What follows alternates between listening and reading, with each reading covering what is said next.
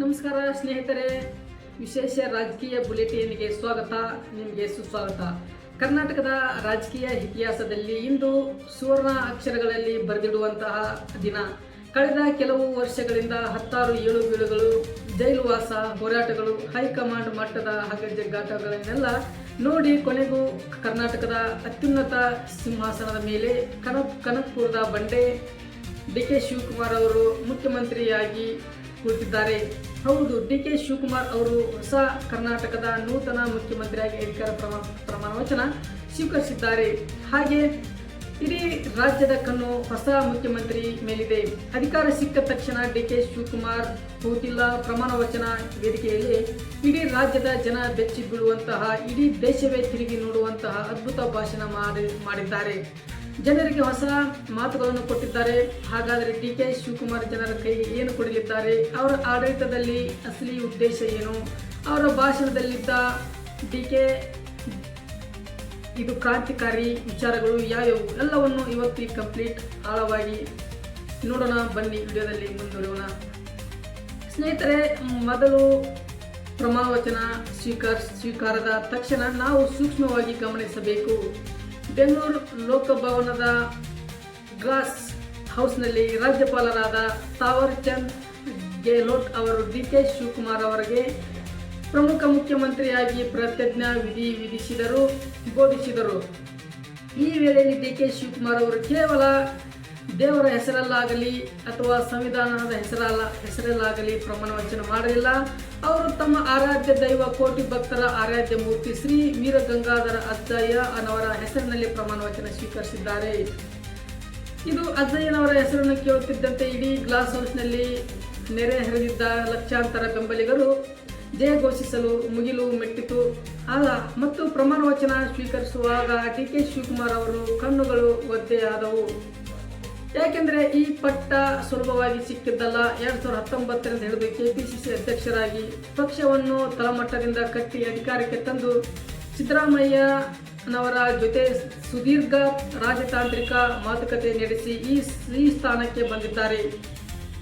ಡಿ.ಕೆ. ಶಿವಕುಮಾರ್ ಪ್ರಮಾಣ ವಚನ ಮುಗಿಸುತ್ತಿದ್ದಂತೆ ವೇದಿಕೆಯಲ್ಲಿದ್ದ ರಾಹುಲ್ ಗಾಂಧಿ ಹಾಗೂ ಮಲ್ಲಿಕಾರ್ಜುನ್ ಖರ್ಗೆ ಅವರನ್ನು ತಬ್ಬಿಕೊಂಡು ಇವತ್ತಿನ ಬಿಗ್ ಹೈಲೈಟ್ ಆದರು.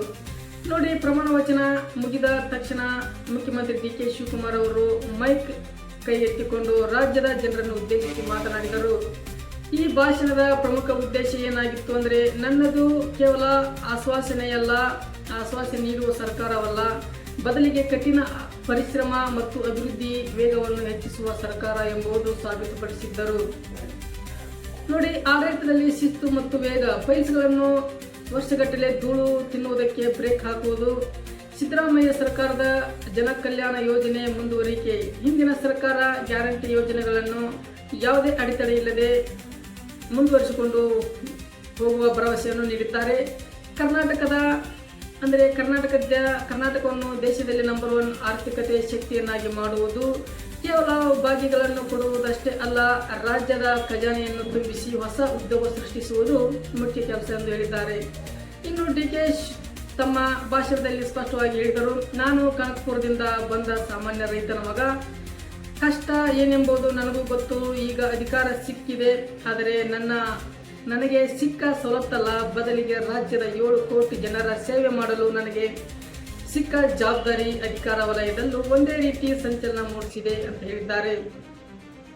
ಇನ್ನು ಜನಕ್ಕೆ ಕೊಟ್ಟ ಆ ಮಹಾ 3 ಮಾತುಗಳು ನೋಡೋಣ. ಈಗ ವಿಷಯಕ್ಕೆ ಬರೋಣ.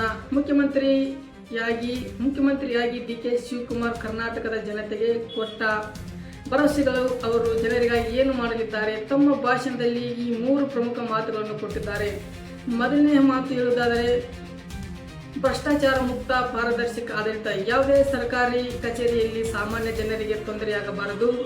ಲಂಚದ ಹಾವಳಿ ಬ್ರೇಕ್ ಒಳಬೀಳಬೇಕು. ಗ್ಯಾರಂಟಿ ಹಣ ನೇರವಾಗಿ ಫಲಾನುಭವಿಗಳಿಗೆ ಕೈ ಸೇರುವಂತೆ ಇಡೀ ಸಿಸ್ಟಮ್ ಅನ್ನು ಡಿಜಿಟಲೈಸ್ ಮಾಡುತ್ತೇನೆ ಎಂದು ಮಾತು ಕೊಟ್ಟಿದ್ದಾರೆ.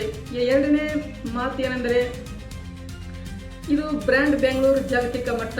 ಬೆಂಗಳೂರು ನಗರಾಭಿವೃದ್ಧಿ ಸಚಿವರಾಗಿಯೂ ಕೆಲಸ ಮಾಡುತ್ತಿರುವ ಡಿ.ಕೆ. ಶಿವಕುಮಾರ್ ಟ್ರಾಫಿಕ್ ಸಮಸ್ಯೆಯನ್ನು ಮತ್ತು ಮೂಲಸೌಕರ್ಯ ಕೊರತೆಗೆ ಶಾಶ್ವತ ಮುಕ್ತಿ ಹಾಡುತ್ತೇನೆ. ಮುಂದಿನ 3 ವರ್ಷಗಳಲ್ಲಿ ಬೆಂಗಳೂರನ್ನು ಜಾಗತಿಕ ಮಟ್ಟದ ಅತ್ಯುನ್ನತ ಸಿಟಿಯನ್ನಾಗಿ ಮಾಡುವುದು ನನ್ನ ಕೆಲಸ ಅಂತ ಹೇಳಿದ್ದಾರೆ. ಮೂರನೇ ಮಾತು, ಪ್ರಾದೇಶಿಕ ಸಮಾನತೆ ಮತ್ತು ಉದ್ಯೋಗ. ಕೇವಲ ಬೆಂಗಳೂರಷ್ಟೇ ಅಲ್ಲ, ಕರ್ನಾಟಕ, ಉತ್ತರ ಕರ್ನಾಟಕ, ಕಲ್ಯಾಣ ಕರ್ನಾಟಕ ಮತ್ತು ಕರಾವಳಿ ಭಾಗಗಳಿಗೂ ಸಮಾನ ಆದ್ಯತೆ ನೀಡಿ ಪ್ರತಿಯೊಂದು ಜಿಲ್ಲೆಯಲ್ಲೂ ಹೊಸ ಕೈಗಾರಿಕಾ ವಲಯಗಳನ್ನು ಸ್ಥಾಪಿಸಿ ಸ್ಥಳೀಯ ಯುವಕರಿಗೆ ಉದ್ಯೋಗ ನೀಡುವುದು ಪ್ರಕಟಿಸಿದ್ದಾರೆ. ಮತ್ತು ರೈತರ ಮತ್ತು ಯುವಕರಿಗಾಗಿ ಹೊಸ ಘೋಷಣೆಗಳು. ಇದರಿಂದ ಏನಂದರೆ, ಅಷ್ಟೇ ಅಲ್ಲದೆ ವೇದಿಕೆಯಲ್ಲಿ ಅವರು ಹೊಸ ಯೋಜನೆಗಳನ್ನು ಮುನ್ಸೂಚನೆ ನೀಡಿದ್ದಾರೆ.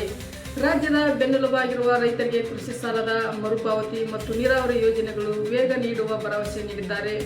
ವಿಶೇಷವಾಗಿ ವನಭೂಮಿ ರೈತರಿಗೆ ಹೊಸ ತಂತ್ರಜ್ಞಾನ ಆಧಾರಿತ ಕೃಷಿ ಪ್ರೋತ್ಸಾಹಧನ ನೀಡುವುದಾಗಿ ಹೇಳಿದ್ದಾರೆ.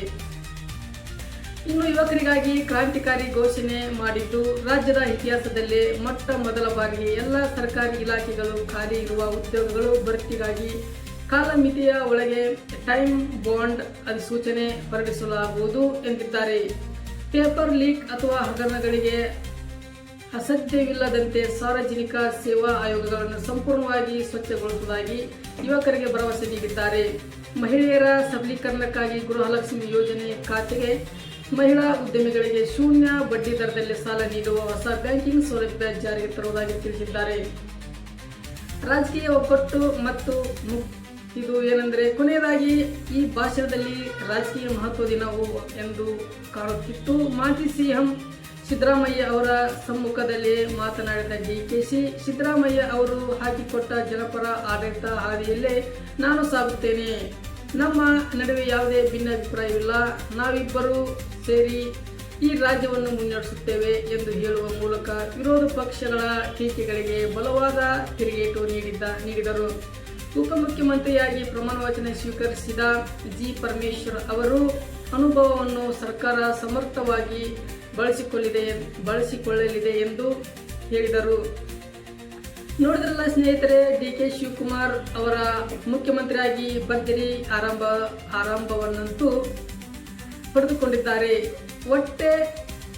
ಕೊಟ್ಟ ಮಾತಿನಂತೆ ಅವರು ಸರ್ಕಾರವನ್ನು ಮತ್ತು ಕರ್ನಾಟಕವನ್ನು ನಂಬರ್ 1 ರಾಜ್ಯವನ್ನಾಗಿ ಮಾಡ್ತಾರಾ? ಅಧಿಕಾರಿಗಳ ಮೇಲೆ ನಿಯಂತ್ರಣ ಸಾಧಿಸಿ ಭ್ರಷ್ಟಾಚಾರಕ್ಕೆ ಮುಕ್ತಿ ಆಡುತ್ತಾರಾ? ಸಿಎಂ ಆಗಿ ಡಿ.ಕೆ. ಶಿವಕುಮಾರ್ ಅವರ ಹೊಸ ಇನ್ನಿಂಗ್ಸ್ ಮತ್ತು ಭಾಷಣದ ಬಗ್ಗೆ ನಿಮ್ಮ ಅಭಿಪ್ರಾಯಗಳನ್ನು ಕಾಮೆಂಟ್ ಮಾಡಿ ತಿಳಿಸಿ. ಮತ್ತು ಯಾರೆಲ್ಲ ನನ್ನ ಹೊಸ ಯೂಟ್ಯೂಬ್ ಚಾನಲ್ ನೋಡ್ತಾ ಇದ್ದೀರಿ, ಪ್ಲೀಸ್ ಸಬ್ಸ್ಕ್ರೈಬ್ ಮಾಡಿಕೊಳ್ಳಿ, ಲೈಕ್ ಮಾಡಿ. ನಿಮ್ಮ ಸಬ್ಸ್ಕ್ರೈಬರೇ ನಮಗೆ ದೊಡ್ಡ ಬೆಂಬಲ. ಬನ್ನಿ, ಇಲ್ಲಿಗೆ ನಾನು ವಿಡಿಯೋ ಮುಗಿಸುತ್ತೇನೆ. ಥ್ಯಾಂಕ್ ಯು, ಧನ್ಯವಾದಗಳು ಫಾರ್ ವಾಚ್ ನೋಡಿದ್ದಕ್ಕೆ.